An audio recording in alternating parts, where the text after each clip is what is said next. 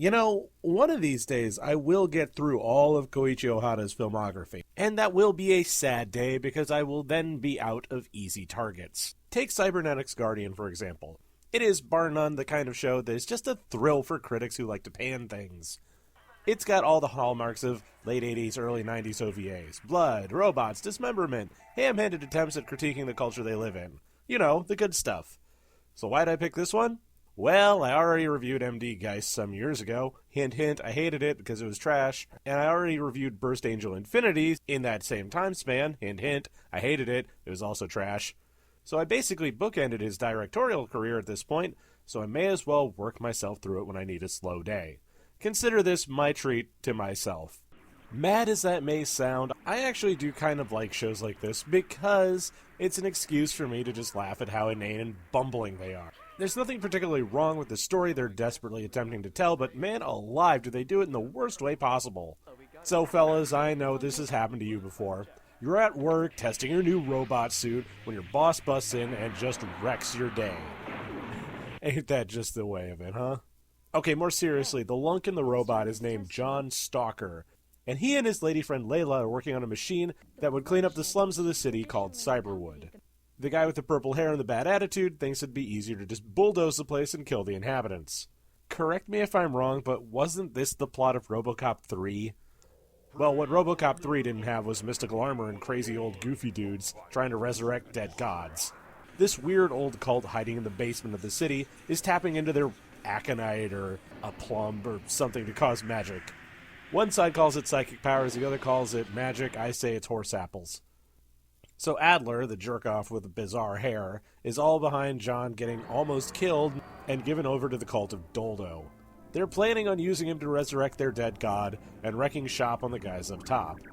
Basically, the top says, "Ew, poor people," and the guys at the bottom say, "Oomba roomba doomba boomba, we're mystical." And if it weren't for the fact that the magic actually worked, it'd be a hilarious accident. Adler, for his part, is all about getting John out of the way to take Layla for himself, all while setting himself up as some sort of zone-wrecking god. Oh yeah, dude, nothing women love more than a little mass genocide. It'll go well with your hair.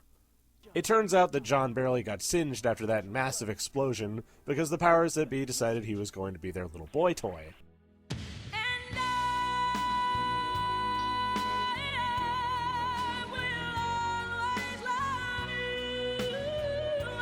This whole thing plays like the cyberpunk version of Spawn, only with less demons. So in spite of the repeated attempts to bump John off after the fact, even winding up with bullets in the face, he returns with a plumb. Yes, their ludicrous plan to slap him in magic armor and make him tear ass around the city goes precisely to plan.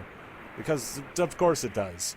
So now it's about 15 minutes of rampaging around and wrecking shop. Alright, so let's be real for a minute. This is a problem when directors have an extreme amount of creative control. You just end up with lots of action and lots of cool visuals. However, it doesn't end up with any more than just that. Sure, it looks cool, but it's a little flimsy. This OVA is only 40 minutes long. How much action can you have? I mean, realistically, you're looking at an outsized chunk of this show devoted to being nothing but blood and guts. This is cool if you're 14, and while that's certainly an audience that you can look for, it kind of makes the whole exercise feel pointless when people are just never going to rewind the tape past a certain point. I have no idea what teenagers look like anymore. How did I get so old? How did I get so out of touch? Do they still wear fanny packs? And you better believe that this was originally released on VHS, because it popped out in that bygone aeon known as 1989. The 1980s are a goldmine for me, really, because it's full of this vintage random garbage. For every great show like Zeta Gundam that came out, there are 10 random weird shows like Red Photon Zillion or Future Kaparashimon. At least those guys took the time to tell a story. I just might end up taking shots at those weirdos in the future, but for now, Cybernetics Guardian. Speaking of weird, they waste a whole lot of time telling everyone how the whole explosion thing came to be, and what happened leading up to it. Not for nothing, but who cares? We're kind of past the point where we're going to get emotionally invested in their relationship, if you catch my drift. Anyway, they dress Layla up like an extra in Conan the Barbarian and offer her up to Kong. Yes, this pleases Donkey Kong's robot cousin. He really does look like a giant armored gorilla at this point, and it's not a good look for him. Maybe something in red? Ooh, not that red. So here it comes. Now Adler decides he's going to slap around his former buddy in his own set of power armor. This would probably be a complete wash, but the problem is that Layla just restored the humanity to Cybernetics Guardian, and without the power of mind-numbing hatred, he's out of juice. A really tedious and toothless robot fight later, and everything is A-OK. Explosions fix everything. Interestingly enough, Adler's armor is called the Genocyber.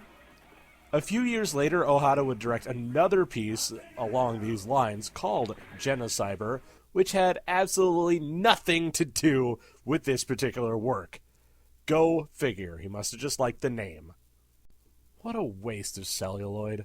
This show has a whole lot of issues, but the biggest issue I take with it is that it's just kind of extant. And why? Other than being one of those shows to showcase how well they learn to draw explosions, what real point was there? This is a big thing I've noticed about a lot of anime made around this time period. It's all unilaterally cyberpunk dystopia, and the cops all wear this stripped-down Gundam armor with the biggest weapons that they can drag out on them. It's gun porn without point, and is there specifically to get destroyed. The same issue I took with Ixer 1. There's so much work in the animation, and so little story to support it. Honestly, this is one for the record books. There's a bunch of other similarly violent and cyberpunk-themed works that came out around this time, and it's all kind of laughably over the top. In our more cynical age, if this had just been made now, this would seem like a parody, if not for its completely earnest tone. There's not a hint of irony in it, and that's kind of Ohata's strength as a director. But at the same time, it speaks to a lack of vision and understanding of what the tastes around him are, which makes all of his other works look all the more peculiar. So sure, watch it. What have you got to lose but time? It hasn't aged well at all. The whole thing plays like a drunken buffalo trying to tap dance, and no one really has any character to speak of. The only reason to watch this is to watch Robot Donkey Kong doing its thing, and then you're done. Just stash it back between Knights of Ramune and MD Geist and call it a night.